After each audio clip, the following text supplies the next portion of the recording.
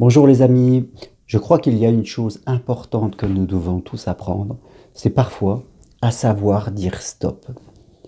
Je parlais avec une personne l'autre jour qui me dit que, voilà, à son travail, une personne est absente et depuis qu'elle est absente, elle a énormément de travail parce qu'elle doit faire, en tout cas, le travail de sa collègue qui n'est pas là, qui est absente pendant plusieurs mois, donc elle se retrouve à faire double emploi. Elle rentre chez elle, j'ai ma fille qui fait des études, qui me ramène son linge, et voilà, je dois tout laver pour elle pour qu'elle reparte le dimanche à son école de médecine. Je dois faire les repas, je dois préparer tout ce qu'il y a à faire dans la maison, je dois faire cela. Qu'est-ce qui fait qu'une personne, à un moment, s'astreint à une vie, je dirais, plus que de labeur, quelquefois une vie d'esclave? Je crois que bien sûr, nous sommes en famille, nous avons des enfants, nous sommes là pour les aider. Nous avons des collègues de travail, nous sommes là pour aider l'entreprise, mais à un moment, nous devons savoir dire stop.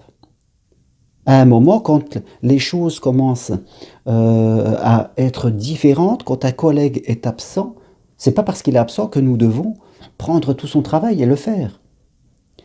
Une entreprise, si vous vous comportez comme ça, une entreprise, bien sûr, elle aura toujours tendance, ou des gens qui composent cette entreprise, à laisser faire. Et si vous prenez sans rien dire et que vous pensez que vous devez tout faire comme ça, et après vous allez vous retourner pour aller râler dans votre coin, à vos amis, tout ça, que regarde, je suis obligé de tout faire, ils prennent. C'est à vous de le dire. C'est à vous de l'exprimer. Que oui, vous êtes là, vous êtes prêt à aider l'entreprise quand elle est, je dirais, dans une période difficile parce qu'il manque du personnel, mais à un moment, il faut savoir dire stop. Sinon, vous allez tomber malade. Et vous allez être absent, et du coup, il y aura un second problème. Même chose pour vos enfants. Les enfants vont jusqu'où on les laisse aller. Et quand je parle d'enfants, parfois, je parle de personnes qui ont 20 ans. Je ne parle pas forcément de nourrissons qui est incapable. Je veux dire, ils vont jusqu'où on les laisse aller. Si on ne dit jamais stop, et qu'on est là en train de râler dans son coin, et en train de bougonner dans son lit, je dirais que les gens vont continuer parce que eux, on n'aura pas posé une limite. Ça ne sera pas un apprentissage pour eux. Donc si vous êtes dans une situation où vous avez la sensation que les gens vous demandent beaucoup, qu'ils vous demandent trop, que c'est ici dans votre gorge, vous êtes coincé ici, vous n'avez plus d'air, vous n'arrivez plus à respirer, à un moment, exprimez-le gentiment, calmement. N'allez pas jusqu'au moment où vous allez péter un câble, et là vous allez agresser tout le monde, ils ne vont même pas comprendre pourquoi vous vous emportez de la sorte.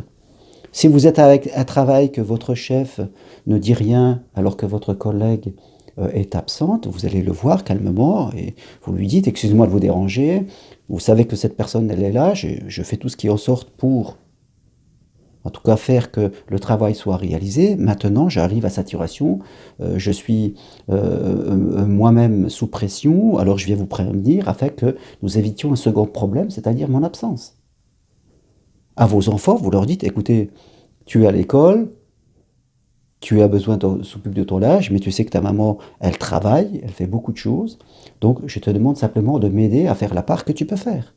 Et si vous dites ça à vos enfants, ils vont le faire. C'est souvent parce que nous ne disons rien que les gens font les choses. Vous voyez? C'est pas parce que ils ont décidé de nous embêter, ils ne pensent pas. Les gens n'y pensent pas. Vous comprenez?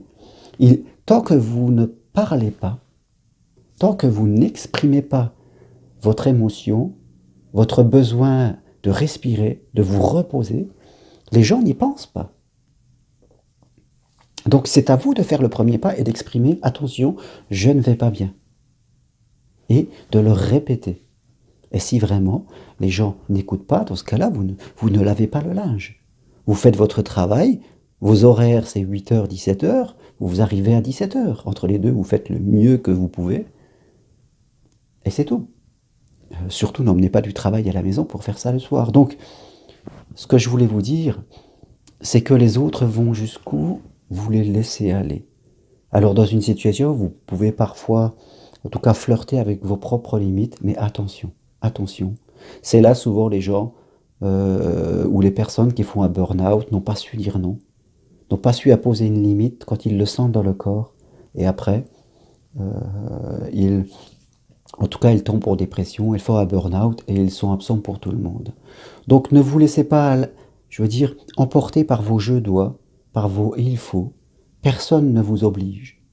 Et sachez en tout cas le dire, exprimer, et vous verrez que les gens, au fur et à mesure, ils vont pouvoir mieux vous comprendre. Voilà pour ces mots très importants que je voulais partager avec vous aujourd'hui. Vous avez la clé. Vous avez la clé. Et la clé, c'est l'expression de vous-même, c'est l'expression de vos besoins. Donc, servez-vous-en. Merci à tous et à bientôt. Au revoir.